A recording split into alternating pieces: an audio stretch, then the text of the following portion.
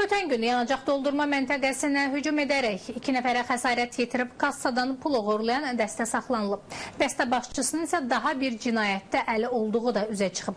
Daha ətraflı əməkdaşımız Sərxan Kəmallıdan eşidəcəksiniz. Ötən gün Bakının Suraxanı rayonu ərazisində yanacaq doldurma məntəqəsinə basqın edən dəstə zərərsizləşdirilib. Suraxanı rayon polis idarəsinin 30-cu polis bölməsinin əməliyyatçıları hadisədə şübhəli bilinən 5 nəfəri, 23 yaşlı Həsənli Əli Saməddin oğlunu, 27 yaşlı Məmmədov Şamxal Sərxan oğlunu, 19 yaşlı Hüseynov Zaur Rövşən oğlunu, 22 yaşlı Gəraylı Mirəli Elşad oğlunu və 25 yaşlı Abbasov Sadiq Nüsrət oğlunu hadisədən cəmi bir neçə saat sonra ələ keçirib.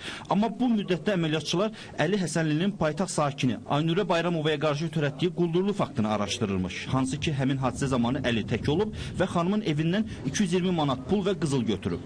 Sumkanı açdım, içindən pul çıxdı 110 manat. Qayıtdım tezdən İspaniya.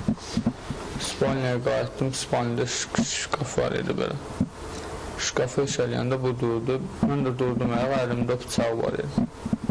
Qıza dedim ki, səsi çıxartma da.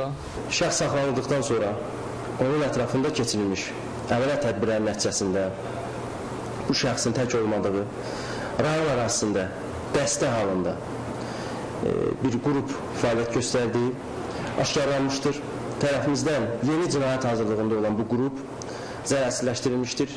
Yanacaq doldurma məntəqəsinə basqın dəstənin yeganə faktıdır. Təşkilatçı isə yenə də Əli Həsənlidir. Sən demə, onun Şamxala pul borcu varmış. Çıxış yolu kimi basqın planı qurulub.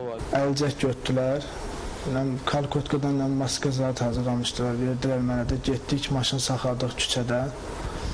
Girdik içəri, onları qışqırdılar. Stolu götdü, çıxdı mənim üstümə, qabaq stolun. Mən də əlimi verdim qabana, qabaq stolu düşdü yerə. Qabaqda mən girmişəm, arxamca Şamxal girib. Birini mən tutub çəkmişəm qırağa. Obrisini vurub Şamxal. Kassada olan pulları götürmüşük, başımızda maska, əlimizdə dəmir, taxta. Dəstə üzvlərindən Zaur maşında onları gözlədiyi bir vaxtda Mirəli ilə Sadiqin vəzifə borcu da döyülərək zərərsizləşdirilmiş yanacaq doldurma məntəqəsinin işçilərinin əllərini bağlamaq olub. Mənə skoç verdilər ki, saxla. Skoçu verdilər, mən də o momentlər səcəndə həyəcanlı idim. Skoç düşdü qapının ağzına. Mən skoçu götürdüm, verdim Mirəliyə.